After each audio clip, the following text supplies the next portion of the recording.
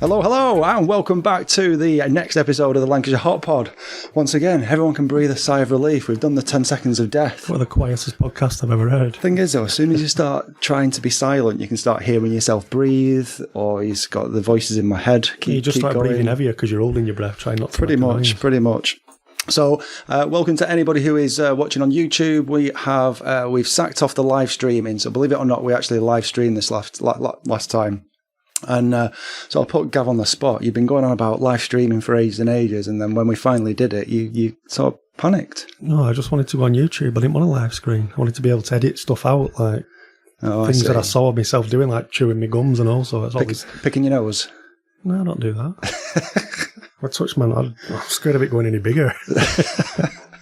Well, listen, Hot Podders, thank you once again for joining us. So, Gav, you are effectively on holiday this week. I know it's half term for the kids. For like 5 days, so I'm home alone, I'm missing her like crazy, honest. Good answer. Although you did come round here for tea tonight. I did. Quality. I made a kick-ass chilli. Glass of wine. That chilli were fantastic. Thank you very much. And tonight on this episode, we are welcoming an absolute fantastic guest. So without further ado, let's introduce tonight's guest. Hello, tonight's guest. How are you? I'm very well. Thank you very much. Lovely. Listen, thanks for making the effort. You were saying offline before that you got up at 5 a.m. You've got a fairly hectic job, which we're going to dive into in just a minute. So thank you for sort of driving over and spending some time with us. So without further ado, do you want to sort of introduce yourself and give us a little bit of a taste of what you do for a living? Sure. Do you want the full spectrum of what I do, or do you want me to is this sort of just clues to begin with? Oh, like a little treasure hunt. Can you guess? No, well, introduce yourself and your job, and then we'll take it from there. Sure. So my name's Marv. My real name is Marco, but my mates call me Marv, and I use that with the work. But I'm the founder of Lanx Shoes, a Whalley-based shoe company. We manufacture our footwear in Rosendale in Lancashire. We've been going about 18 months now, and our slogan is proper shoes for the boardroom to the bar, where we specialise more in men's shoes, but we've just launched women's shoes in the last 6 months. So yeah, we're just proud to be a Lancashire company, and we're sort of doing our own little thing, and so far so good. So yeah, that's kind of in a nutshell, I guess. That's a good elevator pitch, to be honest. That's like short, succinct, boom. There we go. So what is it that you do there? You said you're founder, so does that involve lots and lots of different things? It does indeed, yeah. Sweeping floors, replying to emails, sending out boxes,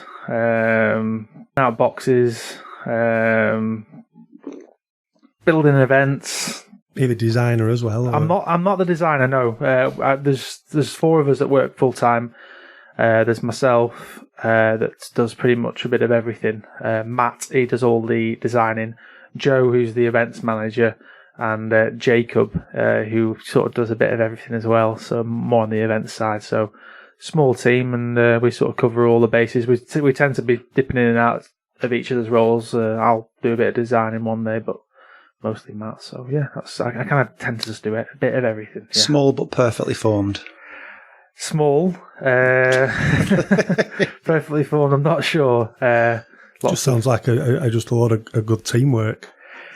Yes, yeah, no, we've got a great little team, good little team. So we're all working very hard. Everyone's passionate about getting the company off the ground. As I say, we've been living in it 18 months.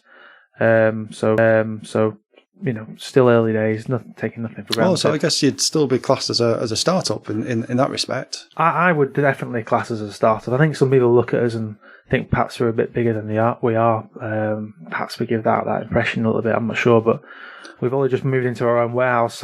Over the last 18 months, I've had shoes in my grand's front room in Hurst Green, in a container in Longridge, in a cupboard at my mate's warehouse in Whalley. And just in the last couple of months, we've managed to move into a new unit in Whalley. We've got the launch due coming up on the 2nd and 3rd of November. So quite exciting, really. So, yes. We've got a cat. Say hello to Douglas, everybody. How are we doing, Douglas? Is he a regular? He's just hungry. Yeah, he's just hungry. It's like I've never fed him. It's a podcat. The podcat. Oh, nice. So, 18 months ago, what were you doing before associate startups with sort of software, with tech?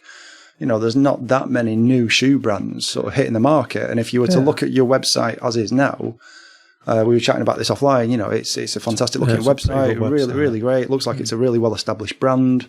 Your marketing sort of that sits around it is fresh, it's vibrant, it's fun.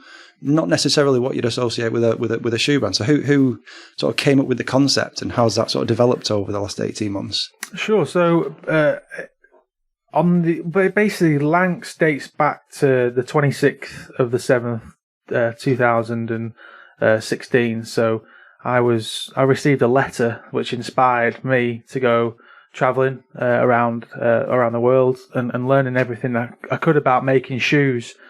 And when I got back from that trip, I spent a year then developing the brand before we went ahead and launched it in 2018. So it was quite a long ahead and launched it in 2018. So it was quite a long process, which had its ups and downs. But I think I threw in the towel a few times. Developing footwear is a lot more difficult than it looks. It's very hard to get footwear right. A lot of pitfalls, lots of areas you can go wrong in. So, yeah, previous to we've been live for 18 months, but really the brand was being developed for a couple of years prior to that. And so, yeah, it's been a long journey so far, and it's had its ups and downs, and it has those every day, to be honest with you. So. And why shoes then? So you alluded to a letter or some sort of inspiration. Well, it sounds like quite a difficult thing to get into. Yes, and to try and make something different as well. Yeah, well, the reason why I got into shoes is because I'm just passionate about footwear, just the design side of it, and the look, the feel, the reaction, and the look, the feel, the reaction you get from people when you present a beautiful shoe to them is something that's quite special, really, especially with men. When you hear somebody who says they've got a real appreciation for shoes, you've got sort of like two extremes. Yeah. Like somebody just like, that wears, and then towards the foot, you don't have any like under your pillow at home or anything like that, do you? I'm not that keen. We're not talking about. I suppose when you think about it, it's quite a personal thing, isn't it? Yeah, no, I'd say out of any, it's weird. So, I meet a lot of men that are very passionate about shoes and footwear and smelling them and looking at them and touching them and smelling them. The old fetishist. Yeah. But I think out of all products that men wear, they have strong opinions and nostalgia about shoes and footwear and making them in England, and it creates a reaction, whether good or bad. So I think that's a positive thing for us. It gets people's imagination, and another brand over yours, and on the market they'll tell you all about that. So I got into it through the back door. I started doing marketing and PR for other footwear brands, and I really enjoyed it. And I thought, maybe I'll give this a go. So I spent a year or two just developing ideas in the bedroom, coming up with facts and crazy ideas, whatever, about the brand, how it might look and work. And it was going absolutely nowhere. I threw it in the bin, thought, no, I can't do this anymore. But I decided that when I received this letter, and it kind of inspired me to get up and get moving and give it a go, that the first thing I needed to do was learn how shoes are made, where they're made. Let's go back to basics. Back to basics, yeah. Because I thought, okay, I can probably make a brand, but actually, do you know how to make a shoe, or where the shoes are made, or where the leather's from, or where you get the materials? So that's when I spent that 6 months traveling, figuring out what other brands do, where other brands get their shoes made, and off the back of that, coming back with that knowledge, that allowed me with more confidence to build Lanx, the brand. So yeah, that's kind of the long journey, I guess. So. No, it's really interesting. Everyone's sort of got a story behind, the inspiration for any brand. And they say if you find something that you genuinely love doing, then it doesn't feel like work. And that's sort of the vibe that you're giving across. Is actually, could be shoes, could be anything, but the passion that you've got for it is what's brought this idea to life. Because it's so easy to throw in the towel when things get tough. And I imagine it's not cheap to sort of start something like this either. There's significant financial investment as well as sort of emotional investment as well that's gone into it. So how did you find the guys to help you? So this is sort of your idea, you're founder of it. So how did you get other people on to join the adventure? So there's two parts to Lanx. There's the company that's based in Whalley, there's 4 of us that work there, plus a whole host of part-time staff that work at the weekends doing events for us. So we do about 6 markets every weekend. Then there's the other arm to our company, which is based in Rosendale, which is the factory. And then aside from that, we have suppliers as well that tend to be from either around the UK or around the world. We'll buy components and parts and leathers from all around the world.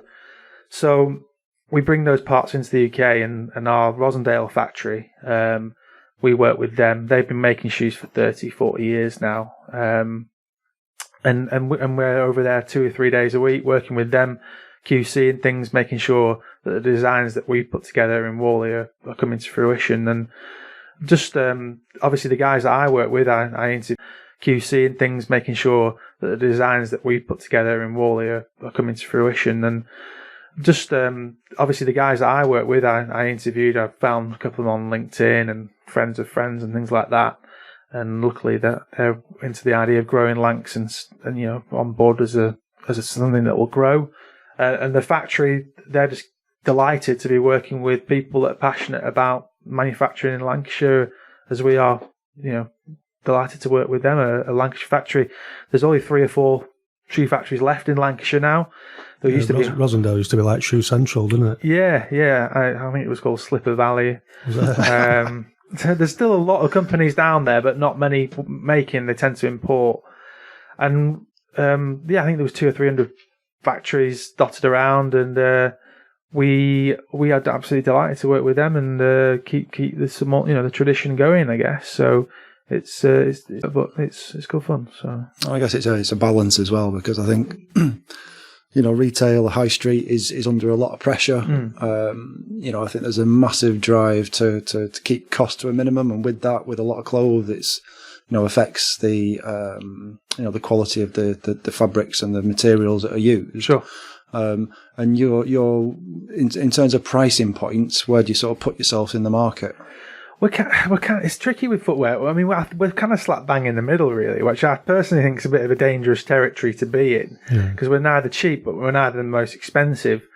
You can go and buy a pair of brogues for 30 quid if you go on Google and type in brown brogue, but you can also go and spend 600-700 quid with some of the Northampton boys, Cheney and the likes of those guys. So we're sort of somewhere in the middle. We're not, definitely not the most expensive and not the cheapest. So that's kind of where we're at in the market. And I suppose it's all subject. Blokes, like a decent pair of shoes, or they might like a watch or a shirt or something that and I think. It might have been. But there's a lot of people passionate about things. In Blackburn, for the last few weeks, there's been like an Adidas show. So there's been all these Adidas trainers on show, like stuff, hundreds. Yeah. So that, like, all my friends have been going there and rooting through. And so I'm an Adidas man myself. Yeah. So. Well, I used to be, and then I run out of money. So. I met Gary Aston once before. Actually, he's actually took quite a bit of inspiration from him. He did a trip to Argentina. I think he called it soul searching. I found that very inspiring and interesting. I found it fascinating that someone from Darwin, from Blackburn, could be working at Adidas and doing these great things. So I thought, hang on, if someone like Gary could do it, why not? Yeah. So, and there's quite a few other local brands that are doing, really well, like Trickett. He's an Accrington brand. He's an interesting guy. Hebtroco, they're over in Yorkshire. They're all people that are making stuff in the UK. And I was looking at those, and there seems to be lots of little brands popping up that are making in Lancashire or making in England.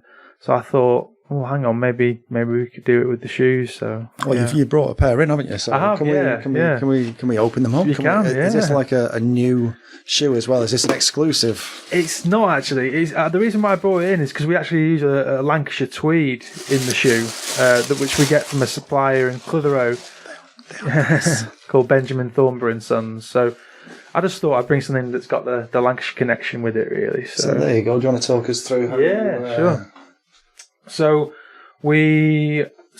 Lanx has what we call our shoe DNA, which makes our shoes a little bit different from everyone else's. So first of all, is it Lancashire Rose on all of them? It is, yeah. We put it on all of them. All of the shoe brands tend to copy each other. There's about 3 or 4 different broguing. It's quite difficult to come up with something that's unique, and we've actually registered that. Nobody else can use that design. And it kind of, if we just did a tan brogue and put somebody else's broguing on the front, it might look a bit like everybody else's. So, you can spot a Lanx shoe from a mile off. We've got Lancashire tweed that's from the supplier in Clitheroe, Benjamin Thornborough and Sons. On the sole, which is quite an interesting story, there's a British white bull which originates from Whalley in Lancashire. Do you know the story behind the British white bull? No. I think I may have heard it in the past. Something's ringing a bell. So it's a very Lancashire story. Boom, boom, boom. Basically, the British white bull is famous because it was knighted by King James. Well, a piece of British white bull was knighted by King James I at Horton Tower. The sirloin. Right. Yeah. And that bull originates from Whalley. On Whalley Abbey, it was bred and reared on the Whalley Abbey for the first time. So we're from Whalley, the brand. So we thought, why not? It's got really big testicles as well, which is. Which we thought, very masculine. And the shoe with balls. Yeah, get your nuts out sort of thing. So, we like it. People like it. So, yeah.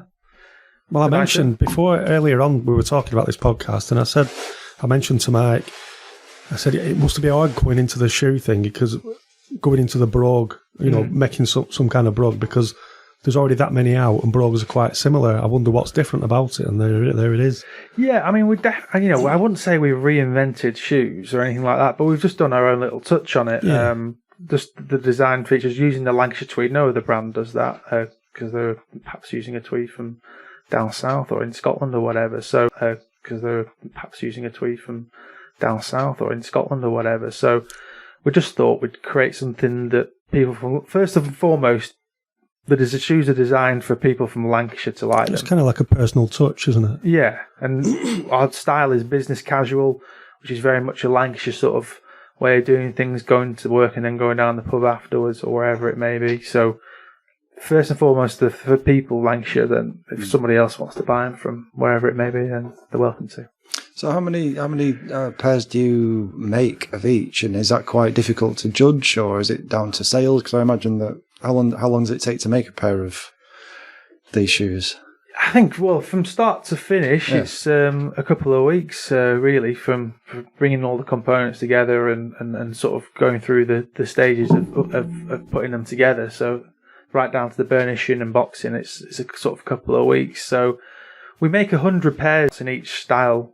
And that's it. So, and you don't make any more? Yeah, limited release. So we just thought, we'd just do something once again a bit different from everyone else. How many pairs have you got? Of just in total lying around. Yeah. No, I mean that that have been up for sale.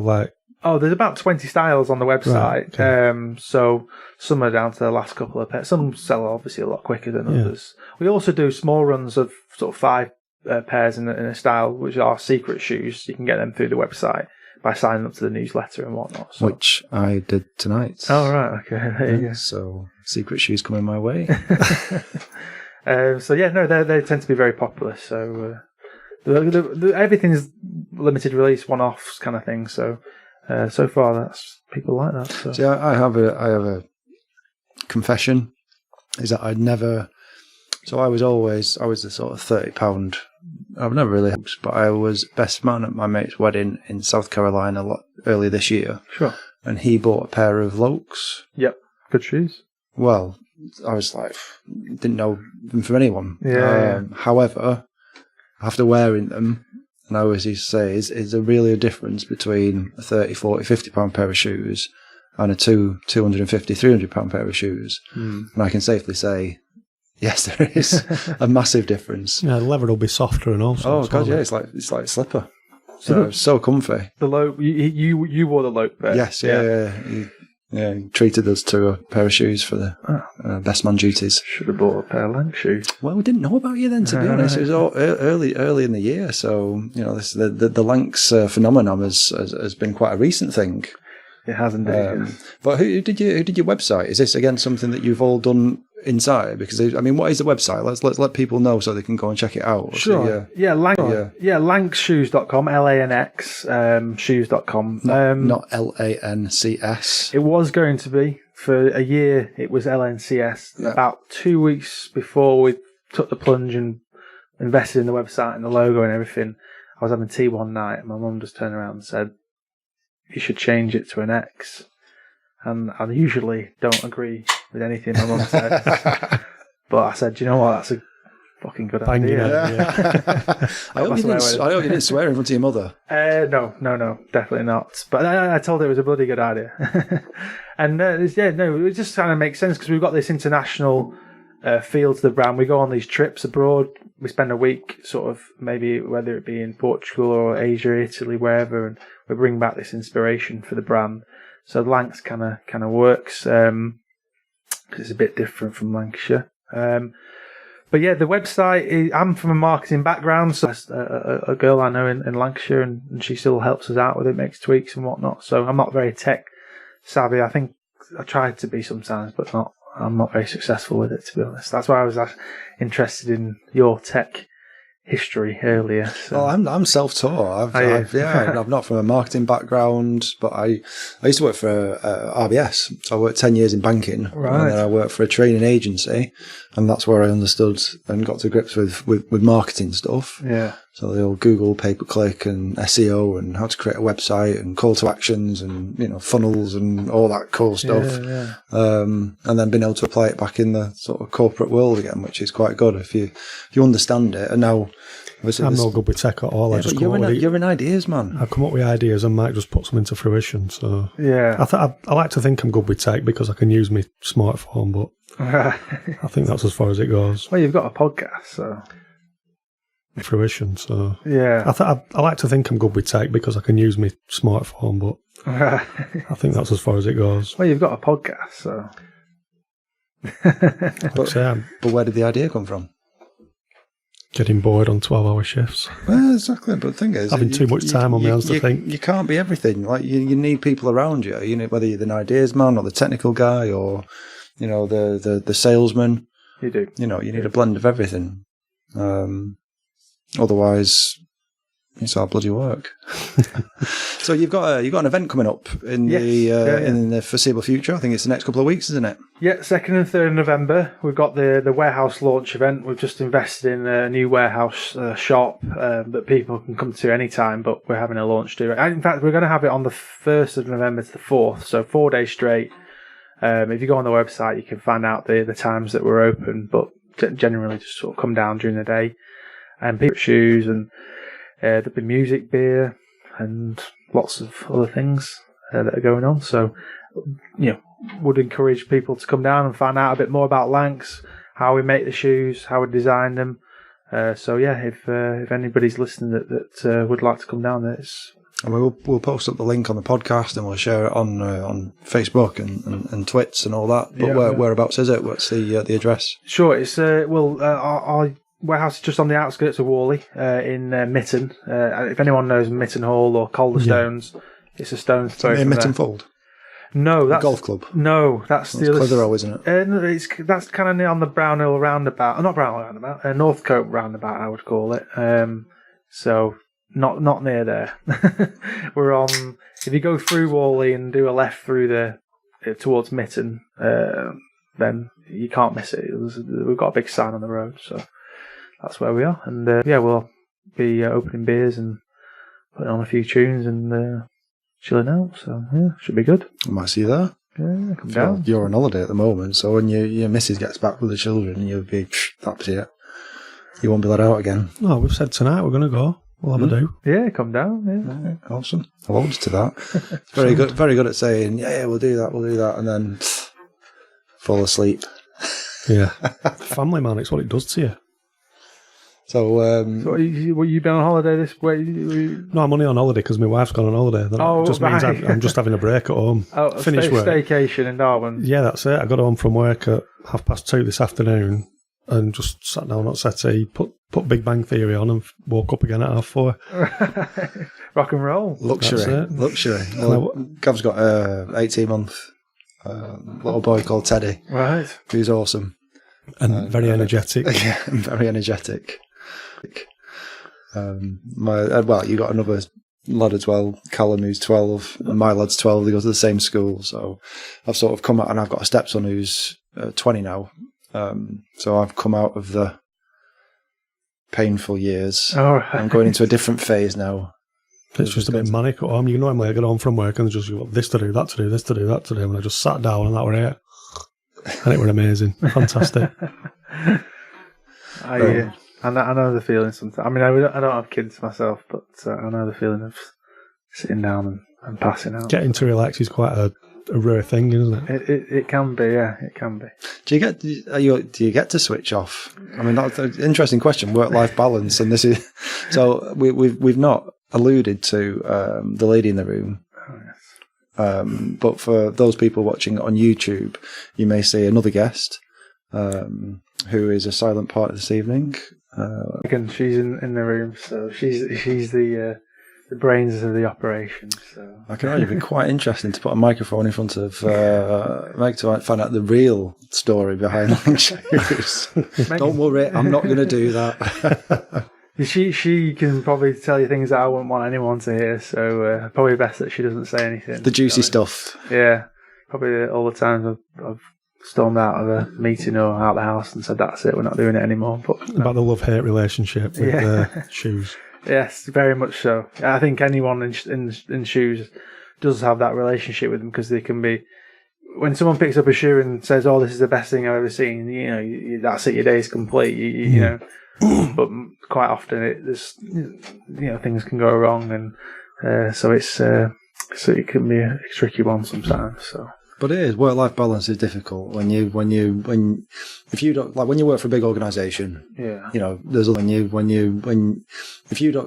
for a big organisation. Yeah, there's other people that can pull up the slack, and there's other people that can cover when you're not there. But if you fall ill, or if something, takes your priorities elsewhere, then things just don't get done. So it is difficult switching off. So how do you have any sort of hobbies or releases that allow you just to sort of switch off from shoes? Yeah, I mean, I tend to be one of those people that when I'm working, I'm full on. So it'd be like 7 days a week, 15 hours a day, and then when I do go away, that's it. I'm switching off for a couple of weeks. So luckily, we've just actually been away to Indonesia for a couple of weeks to switch off. But you were checking out suppliers, weren't you? Really?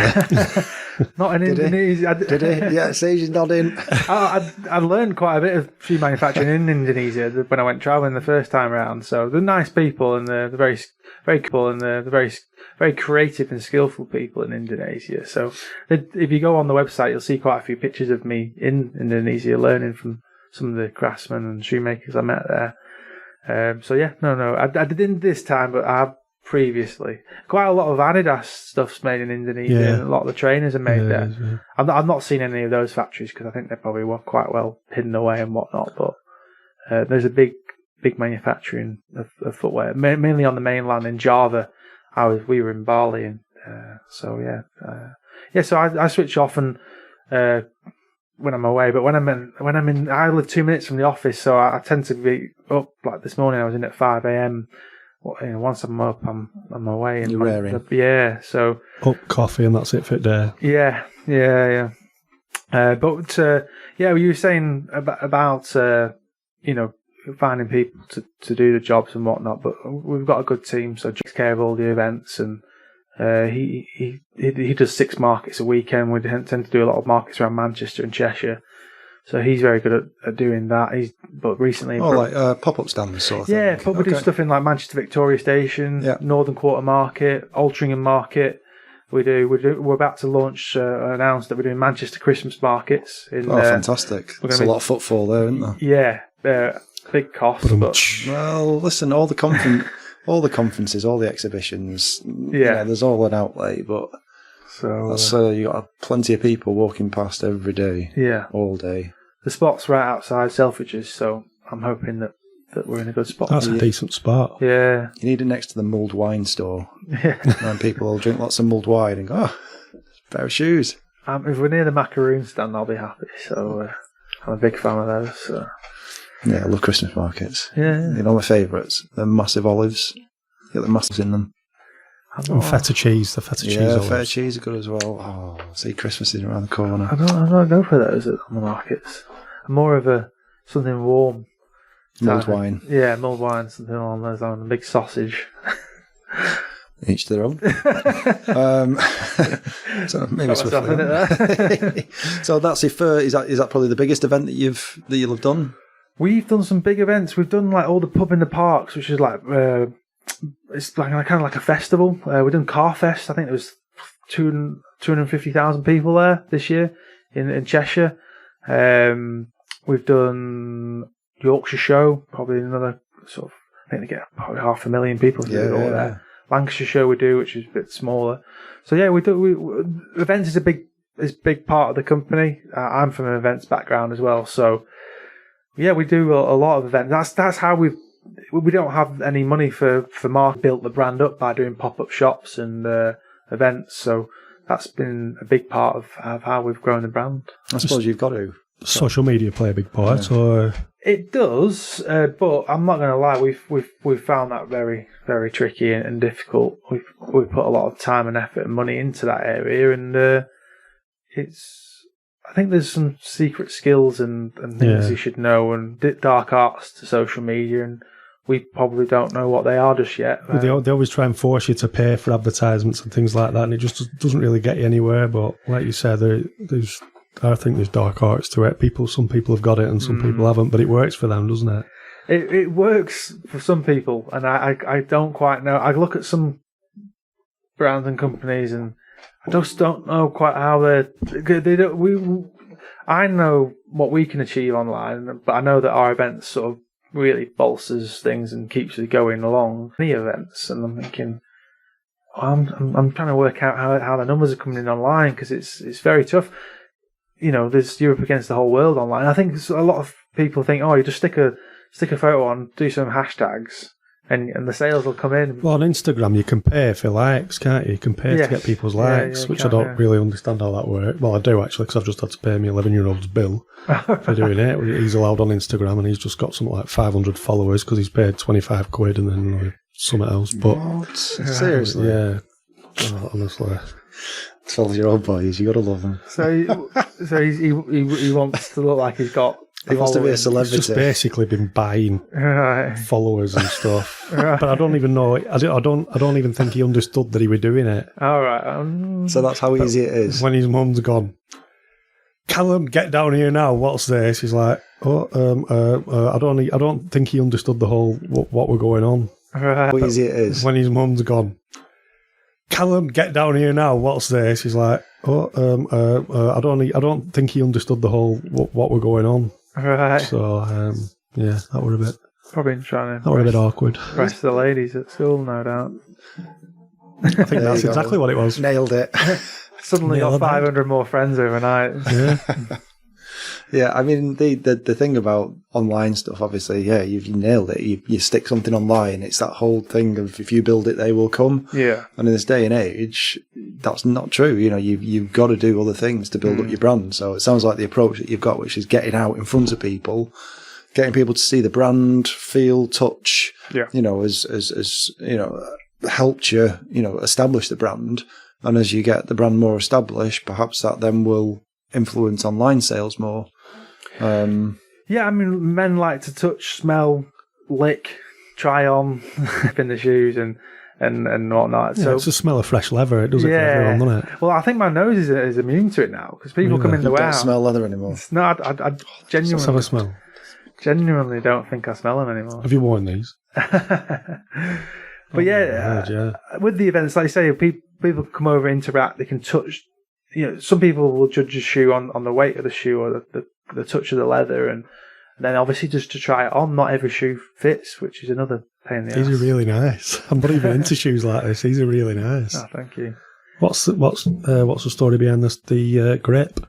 Well, it's called what you call a Dianite sole, a rubber sole. So it obviously in the UK we've got shit weather, haven't we? So it tends to. You normally on a brogue or that kind of thing. You normally see like the cross, like a leather sole. I mean, you can. There's two variations of sole. You can get a full leather sole or a rubber sole. Leather soles probably a bit old fashioned now. They wear out very quickly. You have to get them replaced. Whereas the rubber soles, they tend to last a lot longer and a lot less slippy as well. So So my one of my issues with shoes in general and trainers is I overpronate. Right.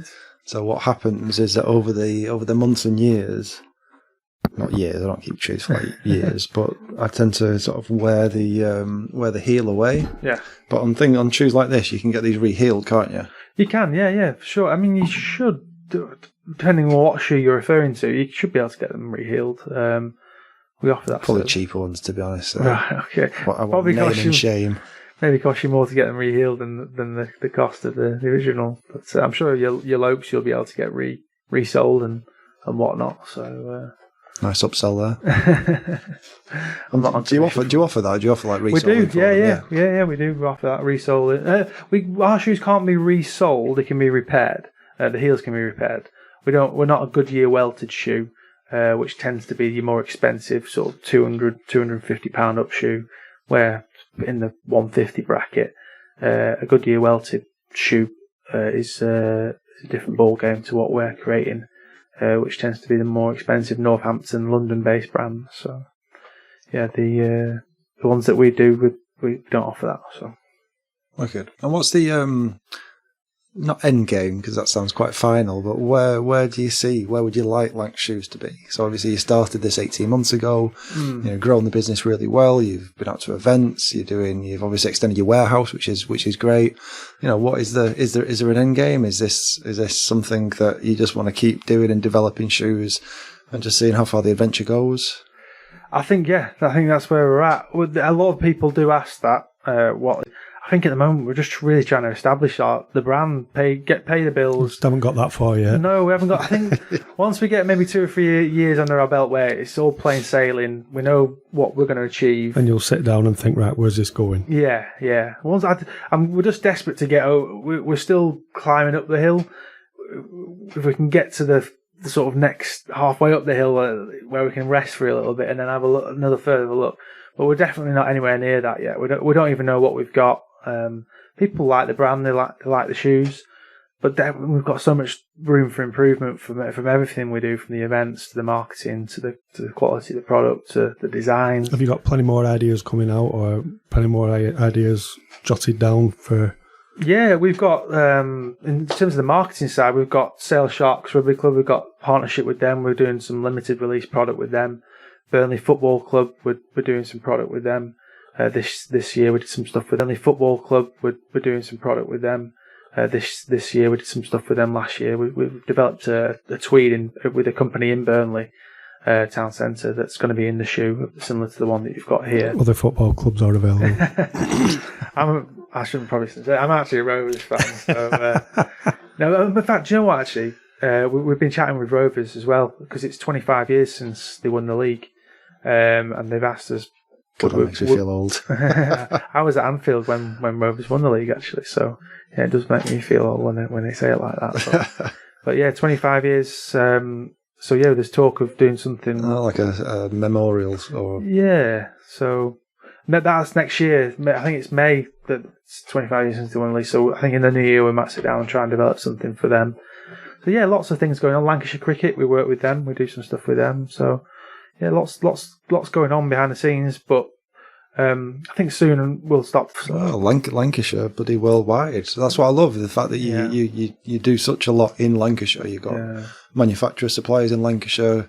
You're building the tradition of shoemaking in Lancashire, but you're doing it with a modern twist as well, which is great. Interestingly, we get a lot of people that have moved abroad from Lancashire, from America, Australia, wherever. And they email say, "Oh, I've discovered your brand," or "My mum's told me about you," and we get a lot of people that have moved away buying the shoes, which is bizarre. Well, we've had a few people, haven't we, sort of on Facebook get in touch with us who've moved to America and found the podcast just randomly, I think they just wanted to hear the Lancashire accent again because they're like sick of South Carolina accent or whatever it is. Yeah, which would be quite easy to be. Yeah, there's people all over contacted us and listening and that. Yeah. Yeah, it's funny, isn't it? You sometimes you sit in a room, you sit in a room or at work, and you think, oh, who's gonna get on the other end of this? But yeah, there's people out there searching for Lancashire. Yeah, it's like people are proud. Yes, it's like home is where the heart is type thing, and yeah, for sure. Okay, well, listen, we are looking forward to the warehouse opening. Fantastic. If you're going to have olives with massive garlic cloves in, or any sort of nibbles or anything like that, you're just going for the food. Just going for the. No, I'm going to support our local Lancashire shoemakers. Maybe you can make a brogue that smells of garlic clove. Easily done. Easily done. Yeah. So, in terms of social, so if people want to find out what you're up to, what you're doing, obviously we talked about the website, so that's lanx.com or lanxshoes.com. Yes, it is. Lanxshoes.com, yeah. We're on all the regular Twitter, Instagram, Facebook, website. So yeah, all these usual stuff. Sites. All these usual stuff. All lanxshoes.com. Just Google Lanx, it tends to come up top. Everyone have a look and see what you think. Email me and it'd be great to get everyone's feedback on what we're doing. Do you want to share your email? Is that, yeah, that's fine. Yeah, Marv at lanxshoes.com, MARV at lanxshoes.com. So. Fantastic. So yeah, please check out the website. If you can get down to the warehouse opening, then do so. If you want to go to the Christmas markets in Manchester, they're near the Selfridges. Feels strange to be talking about Christmas already. This year's just flown, though, hasn't it? This year's just flown. I think every year seems to be flying. But listen, Marv, thank you so much for coming in and talking about what clearly is, a huge passion of yours. And that translates into the quality products that you're producing. I love the fact that you're, supporting Lancashire and, Lancashire. So if you cut you down the middle, you bleed Lancashire sort of thing. Lancashire and a bit of Italian. I'm definitely not stylish, that's for sure.